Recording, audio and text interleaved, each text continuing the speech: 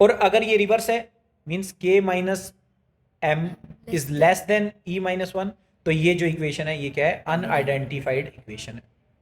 हम इस particular structural जो कोविशेंट्स हैं उनको फाइंड आउट नहीं कर सकते, मींस इसको और इसको फाइंड आउट नहीं किया जा सकता, we don't have anything to do with it. अब हमने क्या किया देखो, इसके अंदर हमने वेल्थ और एड ऑन कर दिया एक वेरिएबल आर टी, जिसको हम मानते हैं, लेट सपोज करो कि this is like a wealth variable. तो वेल्थ इन्फ्लुएंस करता है ना आपकी डिमांड बिहेवियर को, तो ये हमने ऐड ऑन कर दिया इसके अंदर। अब देखते हैं टोटल के कितना हो गया आपका, 1 2 3 4 5 6। जो बची हुई मैट्रिक्स आपके पास बची, उसका डिटर्मिनेंट अगर नॉन जीरो है तो डिमांड फंक्शन की आइडेंटिफिकेशन का पता चलेगा। तो देखो आज के लेक्चर में हमने बेसिकली करना है, जैसे प्रीवियस लेक्चर्स में हमने बात क्या की है, हमने बात की है ओवर आइडेंटिफाइड साइमल्टेनियस इक्वेशन को देखा है, अनआइडेंटिफाइड को देखा है, एग्जैक्ट आइडेंटिफाइड को देखा है। तो मतलब वो सारे के सारे लेंथी प्रोसेस थे कि आपने इतनी सारी इक्वेशन लिखी बनाई और उसके बाद आपने फाइंड आउट किया कि कौन सी एक पर्टिकुलर जो इक्वेशन है वो ओवर आइडेंटिफाइड है, अनआइडेंटिफाइड है, या फिर एग्जैक्ट आइडेंटिफाइड, राइट। तो अभी बेसिकली हमने क्या करना है, अभी हम रूल ऑफ आइडेंटिफिकेशन देखते हैं कि उन लेंथी इक्वेशन को सोल्व ना करके कुछ रूल बेस्ड हम आइडेंटिफाई कर सकें कि कौन सी पर्टिकुलर इक्वेशन वो ओवर आइडेंटिफाइड है, अनआइडेंटिफाइड है, या फिर एग्जैक्ट आइडेंटिफाइड। और अगर ओवर आइडेंटिफाइड होगी कोई भी इक्वेशन, तो हम two stage least square method का इस्तेमाल करके उसके क्या करेंगे, स्ट्रक्चरल कोएफिशिएंट को फाइंड आउट करेंगे। अगर कोई भी इक्वेशन जो है एग्जैक्ट आइडेंटिफाइड होगी तो इनडायरेक्ट लीस्ट स्क्वायर मेथड का हम इस्तेमाल करेंगे और उसके स्ट्रक्चरल कोएफिशिएंट को फाइंड आउट करेंगे। और जो अनआइडेंटिफाइड इक्वेशन है कुछ नहीं, there is nothing that we can do about it, right. तो पहले हमें वो आइडेंटिफाई करना पड़ेगा। सो देखो रूल ऑफ आइडेंटिफिकेशन बेसिकली क्या है, मान लो हमें तीन वेरिएबल के बारे में पता होना चाहिए, जिसको मैं बोल रहा हूं के एम एंड ई। के का मतलब क्या है, के का मतलब है कि टोटल वेरिएबल हमारे पास कितने हैं पूरे के पूरे मॉडल में। मींस मान लो दो इक्वेशन आपके पास हैं, तो दो इक्वेशन में टोटल नंबर ऑफ वेरिएबल कितने हैं हमारे पास, दैट इज के। एम जो है जिस एक पर्टिकुलर इक्वेशन को हम चेकआउट करने की कोशिश कर रहे हैं, मींस आइडेंटिफिकेशन उसकी चेक करने की कोशिश करें, उसके अंदर कितने जो है वेरिएबल है, that is what, that is M. और ई बेसिकली क्या है, ई है हमारे पास नंबर ऑफ इक्वेशंस, हमारे मॉडल के अंदर कितनी इक्वेशन है, दो इक्वेशन है, तीन इक्वेशन है, how many equations are there, ठीक है। अब देखते हैं जो ऑर्डर कंडीशन है ना, आइडेंटिफिएबिलिटी, वो नेसेसरी कंडीशन है but not a sufficient condition.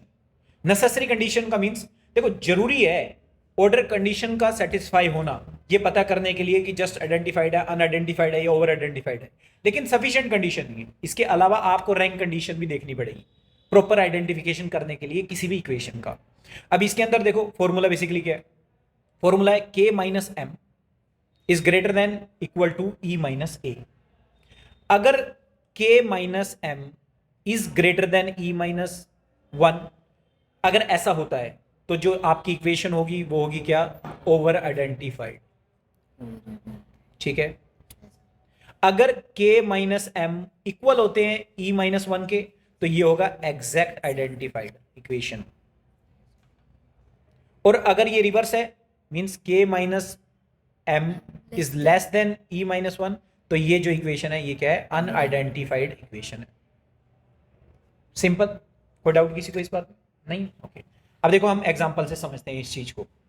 अब ये हमारे पास तीन इक्वेशन दे रखी है, डिमांड फंक्शन है हमारे पास, the quantity demanded that is equal to some alpha zero constant plus में अल्फा वन पीटी प्लस में अल्फा टू आईटी। आईटी यहाँ पे क्या है, that is the income of consumer, right, जो कि इफेक्ट करेगी ना आपकी डिमांड पैटर्न को, जिसको शिफ्टिंग पैरामीटर भी हम बोल देते हैं, राइट। प्लस में एरर टर्म आपकी। सेकंड आपके पास इक्वेशन है supply function. Supply function is quantity supplied जो है that is equal to some beta zero constant means plus में बीटा वन पीटी प्लस में एरर टर्म आपकी। और तीसरी इक्वेशन जो है वो है इक्विलिब्रियम कंडीशन। इक्विलिब्रियम कंडीशन में जो क्वांटिटी सप्लाइड है that should be equal to the quantity demanded. तीन इक्वेशन है हमारे पास। अब देखो अभी हम सबसे पहले जज करते हैं, लेट सपोज करो डिमांड फंक्शन को देखते हैं कि डिमांड फंक्शन की आइडेंटिफिकेशन देखते हैं according to the order condition, ठीक है। अब पहले देखना है, सबसे पहले हम देखेंगे कि के क्या है, टोटल नंबर ऑफ वेरिएबल क्या है हमारे मॉडल में, देखें, चलो देखते हैं। एक, दो, तीन, चार, पांच कहाँ है, सेम पी तो सेम है ना। मींस टोटल वेरिएबल कितने हैं हमारे पास? 4 हमारे पास टोटल वेरिएबल। तो के क्या आ गया हमारा? 4। कोई डाउट नहीं ना। अभी हम डिमांड फंक्शन देख रहे हैं तो के हम लिख देते हैं 4। ओके 4 माइनस में एम क्या है? The number of variable in the equation under consideration. Consideration में कौन सी इक्वेशन है? Demand function. डिमांड फंक्शन में कितने वेरिएबल है? 1 2 एंड 3। तो 4 माइनस 3 ई माइनस 1। ई टोटल इक्वेशंस कितनी है हमारे पास? 1 2 3। 3 माइनस में 1 that is 2। So it means ये आपका जो है 1 इज लेस देन 2। अब 1 इज लेस देन 2 है तो डिमांड फंक्शन बेसिकली क्या है? अनआइडेंटिफाइड इक्वेशन है ये। This is like a unidentified equation. कोई डाउट किसी को? नहीं। ओके आगे देखते हैं। सप्लाई फंक्शन देखते हैं। बेसिकली सप्लाई फंक्शन में के क्या है? टोटल वेरिएबल हमारे पूरे पूरे मॉडल में कितने? अगेन 4 है। ठीक है माइनस में कितने हमारे पास वेरिएबल हैं under consideration in this particular equation? कितने? 2। एक ये दूसरा ये। ठीक है दैट इज 2। और यहाँ पे 3 माइनस में 1 अगेन ई माइनस 1। ई क्या है हमारा? 3 इक्वेशंस है टोटल माइनस में 1। It means 2 is equal to. तो जो आपका सप्लाई का जो आपका इक्वेशन है दैट इज एग्जैक्ट आइडेंटिटी। ठीक है अब अगर आप इस इक्वेशन को एस्टिमेट करना चाहते हो, इक्वेशन एस्टिमेट हो ही नहीं सकती। We don't have anything to do with it. किसी भी तरह से हम इस पर्टिकुलर स्ट्रक्चरल जो कोफिशिएंट्स हैं उनको फाइंड आउट नहीं कर सकते। मींस इसको और इसको फाइंड आउट नहीं किया जा सकता। We don't have anything to do with it. अगर आप इस पर्टिकुलर इक्वेशन को के स्ट्रक्चरल कोफिशिएंट निकालना चाहते हैं सप्लाई फंक्शन के, मींस आप बीटा 0 निकालना चाहते हैं, बीटा 1 निकालना चाहते हैं, तो आप क्या करेंगे? इस एक पर्टिकुलर चीज पे क्या लग सकता है? कौन सा लग सकता है? इनडायरेक्ट लीस्ट स्क्वायर मेथड लग सकता है। लेकिन अभी भी order condition is a necessary condition but not a sufficient condition. आपने एग्जैक्ट आइडेंटिफिकेशन देख लिया इसकी मदद से, लेकिन रैंक कंडीशन से हमें देखना पड़ेगा कि एग्जैक्टली आइडेंटिफाइड है कि नहीं। तब सफिशिएंट कंडीशन फुलफिल होगा जब आपने ऑर्डर कंडीशन भी देखा और रैंक कंडीशन भी देखा। कोई डाउट किसी को अभी तक? नहीं। ओके आगे कुछ एग्जांपल करके देखते हैं डिफरेंट। मान लो एग्जांपल 2 हमने लेके चले। अब demand function again supply function है। हमने इसके अंदर क्या किया? एक वेरिएबल ऐड कर दिया सप्लाई फंक्शन में, that is the price in the previous time period. वो हमने ऐड ऑन कर दिया। तो देखो टोटल नंबर ऑफ के हमारे पास कितने हुए? देखते हैं 1 2 3 4 और 5 हमारे पास टोटल नंबर ऑफ वेरिएबल्स हैं सारे के सारे मॉडल में। ठीक है अभी हम बात कर रहे हैं मान लो डिमांड फंक्शन की हम बात कर रहे हैं। डिमांड फंक्शन की ऑर्डर कंडीशन देखते हैं। तो के हमारे पास कितना है? 5। सो 5 माइनस में एम कितना हमारे पास?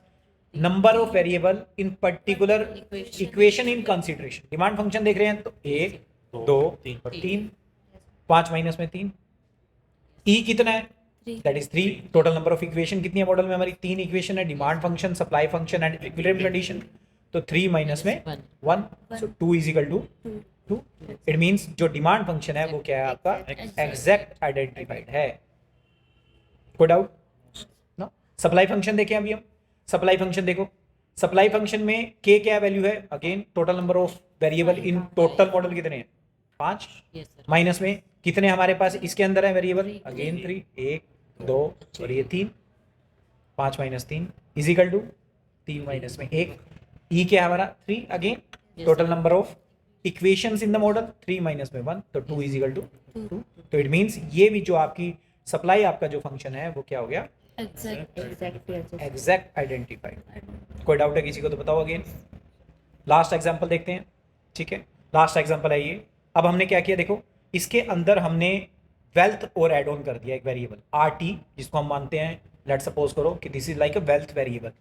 तो वेल्थ इन्फ्लुएंस करता है ना आपकी डिमांड बिहेवियर को, तो ये हमने एड ऑन कर दिया इसके अंदर। अब देखते हैं टोटल के कितना हो गया आपका? 1 2 3 4 5 6।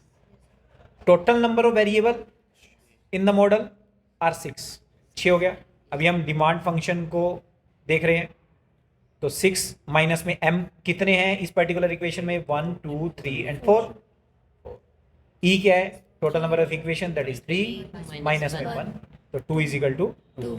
यहाँ पे जो डिमांड फंक्शन है वो क्या है आपका? एग्जैक्ट आइडेंटिफाइड है। ठीक है, सप्लाई फंक्शन को चेकआउट करें, सप्लाई फंक्शन को चेकआउट करो। देखो अगेन के 6 ही हमारा, कितने वेरिएबल हैं इसके अंदर, 1 2 3, 3 वेरिएबल है इसके अंदर, दैट इज व्हाट 3 माइनस में 1, so means 3 is greater then what 2, 3 greater than हो गया ना 2, तो ये जो पर्टिकुलर हो गया ये क्या हो गया, ओवर आइडेंटिफाइड। ठीक है, अगर रैंक कंडीशन भी इस सिचुएशन को सेटिस्फाई करती है तो इसका जो एस्टिमेशन होगा सप्लाई फंक्शन का किसकी मदद से होगा, 2 स्टेज लीस्ट स्क्वायर मेथड की मदद से आप इसके जो स्ट्रक्चरल कोफिशिएंट है मींस बीटा 0 बीटा 1 और बीटा 2 हैं उसको आप क्या कर सकते हैं, फाइंड आउट कर सकते हैं। कोई डाउट है किसी को बताओ, नहीं, order condition complete.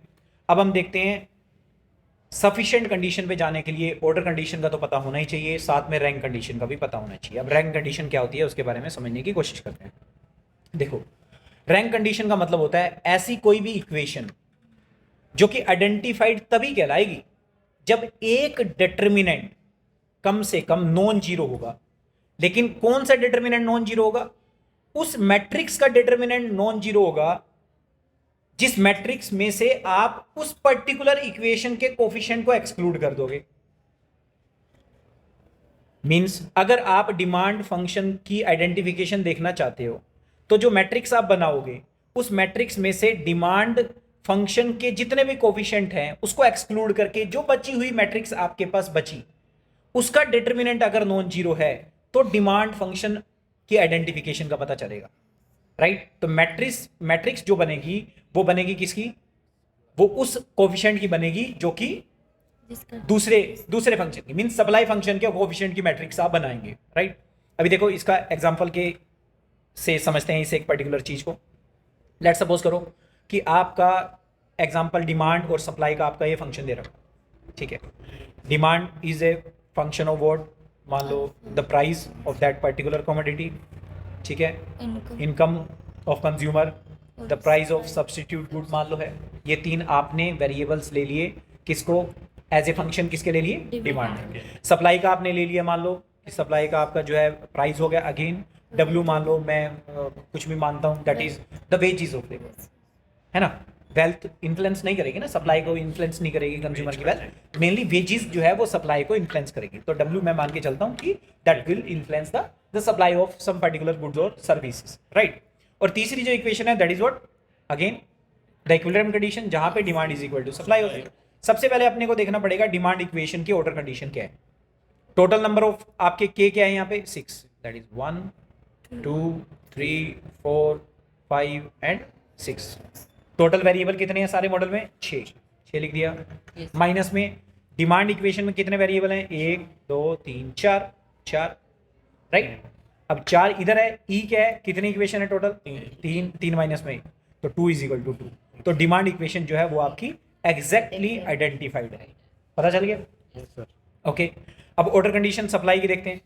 Supply function को अगर आप देखेंगे तो सप्लाई फंक्शन में के क्या है हमारा, अगेन पूरे के पूरे मॉडल में कितने हैं, 6। सप्लाई की जो इक्वेशन है उसमें कितने वेरिएबल हैं, 1 2 और 3, right. So 3 is greater then what, 2।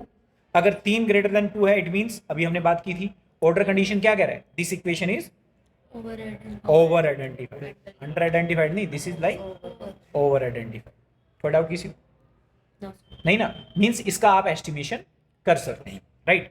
अभी हम देखते हैं रैंक कंडीशन लगा के देखते हैं डिमांड इक्वेशन की, ठीक है, कि डिमांड इक्वेशन जो आपकी एग्जैक्टली आइडेंटिफाइड थी, क्या जो रैंक कंडीशन है, रैंक कंडीशन क्या है कि जो कोफिशिएंट है बेसिकली मींस डिमांड फंक्शन के कोफिशिएंट नहीं, दूसरे जो आपके फंक्शन है उसके जो कोफिशिएंट है उसकी अगर आप मैट्रिक्स बना रहे हो और उस मैट्रिक्स का जो डिटर्मिनेंट है that should B non zero.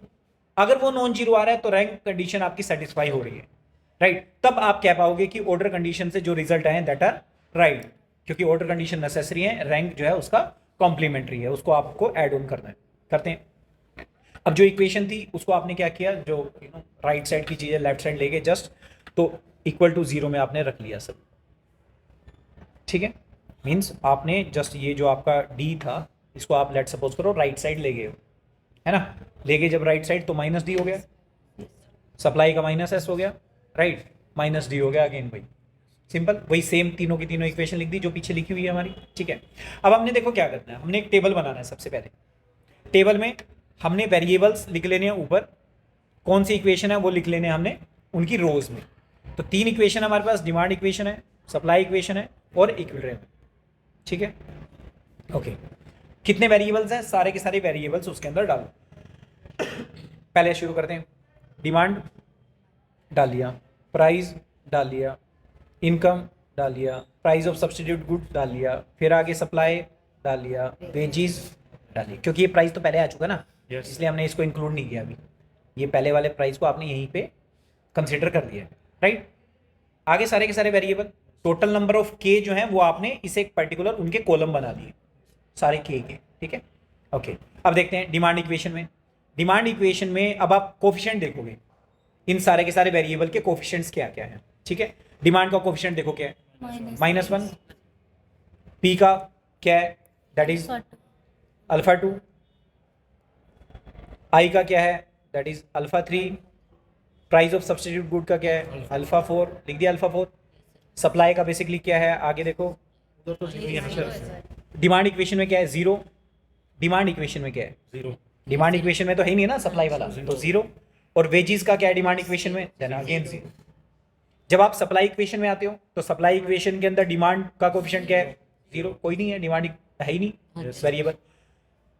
Price का क्या है basically, that is β2, I that is income का क्या है, अगेन 0, क्योंकि सप्लाई जो इक्वेशन है उसके अंदर इनकम वेरिएबल ही नहीं है आपका। Price of substitute good again 0, क्योंकि ये वेरिएबल भी नहीं है आपकी सप्लाई इक्वेशन में। सप्लाई का खुद का क्या है, दैट इज -1, और आपकी वेजेस का क्या है, द β3, β3 है ना, ये रहा β3।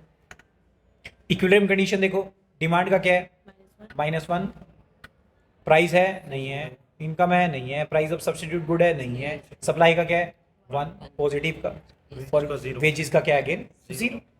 अब देखो रैंक कंडीशन क्या है, पहले आपने क्या किया, मैट्रिक्स बना लिया सारों का, तो आपका ये मैट्रिक्स बन गया मैट्रिक्स।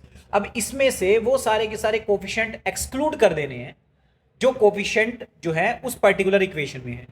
हम किसके आइडेंटिफिकेशन कर रहे हैं, डिमांड इक्वेशन के आइडेंटिफिकेशन कर रहे हैं। तो डिमांड इक्वेशन में जितने भी कोफिशिएंट है वो सारे के सारे एक्सक्लूड आपने कर दिए।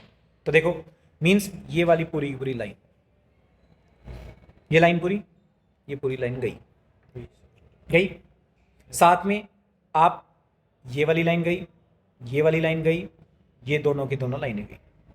जो आपकी मैट्रिक्स बची, जो कि कोफिशिएंट है किसके, सेकंड आपकी इक्वेशन के, उसकी आपने मैट्रिक्स बना ली। तो जो आपकी शॉर्ट फॉर्म जो आपकी मैट्रिक्स बनेगी, वो जो मैट्रिक्स है वो E-1 की बननी चाहिए। Total number of equation -1 means 2/2 की आपकी वो मैट्रिक्स है। तो 2/2 की ये मैट्रिक्स आपके सामने आ गई। अब इस मैट्रिक्स का जो डिटरमिनेंट है that should B non zero, अगर आपको आइडेंटिफिकेशन करनी है तो, राइट। आइडेंटिफिकेशन क्या आई थी इसकी, डिमांड फंक्शन की एग्जैक्टली आइडेंटिफाइड इक्वेशन थी, राइट। तो अब आप इसका जब डिटरमिनेंट निकालोगे तो डिटरमिनेंट क्या होता है, इन दोनों की मल्टीप्लाई करते हो, माइनस में इन दोनों की मल्टीप्लाई करते हो, यही होता है ना। तो पहले आपने -1 इंटू में 0 किया, माइनस कर दिया क्या, 1 माइनस में 1 इंटू में β3, राइट। तो वैल्यू बेसिकली क्या आई आपकी, 0 माइनस में β3, अगेन वैल्यू आई आपकी माइनस में β3। अब β3 इज व्हाट, नॉन जीरो। अगर β3 नॉन जीरो है तो हम क्या कह रहे हैं कि जो आपकी डिमांड इक्वेशन है वो आइडेंटिफाइड हो चुकी है। पर आइडेंटिफाइड कौन सी आइडेंटिफाइड हुई है अभी आपकी, वो एग्जैक्ट आइडेंटिफाइड होगी। So this is what, this is the rank condition. तो आपको हमेशा रैंक कंडीशन को कॉम्प्लीमेंट करना है ऑर्डर कंडीशन के साथ, because order condition is a necessary condition but not a sufficient condition to जज the identification of any equation in simultaneous equation structure. कोई डाउट है किसी को, नहीं, बिल्कुल, हाँ जी सही है ना। ये चीजें कटेगी क्यों, मैं वही कह रहा हूँ ना, इसमें कोफिशिएंट आपको वही लेने हैं जो कि नॉन कोफिशिएंट लेने हैं, मींस कि जो उस पर्टिकुलर इक्वेशन में नहीं होने चाहिए, दूसरी इक्वेशन में जो हो उसी के मैट्रिक्स बनाने हैं। जैसे कि देखो, अब आप ये इक्वेशन देखो, इसको देखो ध्यान से, ये जो आपके पास सेकंड इक्वेशन है, राइट। सेकंड इक्वेशन में देखो, सप्लाई इक्वेशन में इसका कोफिशिएंट क्या है, -1 ले रखा, -1। इसका कोफिशिएंट क्या है, कुछ भी नहीं, मतलब ये खुद में कोफिशिएंट है β1, ये इसके साथ कोई वेरिएबल नहीं है, कांस्टेंट है, इसको एक्सक्लूड कर रखा है।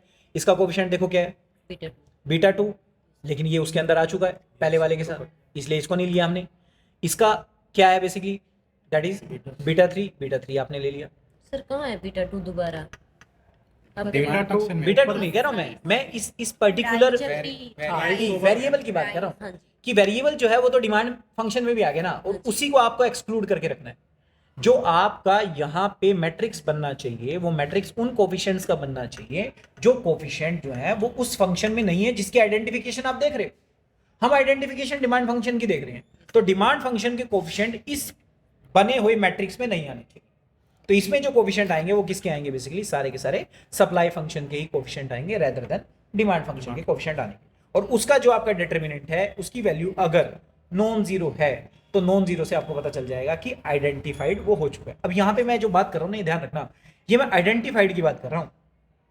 अगर जो डिमांड फंक्शन का जब आपने ऑर्डर कंडीशन चेक किया था वो ओवर आइडेंटिफाइड आता और यहां पे ये नॉन जीरो आ जाता तो ओवर आइडेंटिफाइड ठीक था। रिगार्डिंग मी एग्जैक्ट आइडेंटिफाइड आया, यहां पे ये नॉन जीरो आया तो एग्जैक्ट आइडेंटिफाइड ठीक है, लेकिन अगर ये जीरो आया ना तो ठीक नहीं है, तो वो गलत है, वो अनआइडेंटिफाइड है, उसको सोल्व नहीं किया जा सकता फिर। That is what I am trying to say. Regarding करना ठीक है, तो इस बात का आपको ध्यान रखना है। और कोई डाउट नहीं? So that's it for today's lecture. कल के लेक्चर में हम जो है two stage least square method का इस्तेमाल करके आपके एस्टिमेशन कैसे करना है उसको देखेंगे और प्रैक्टिकली सोल्व करके देखेंगे कुछ डाटा सेट के साथ कि आप उनके स्ट्रक्चरल कोफिशिएंट को कैसे फाइंड आउट कर सकते हैं।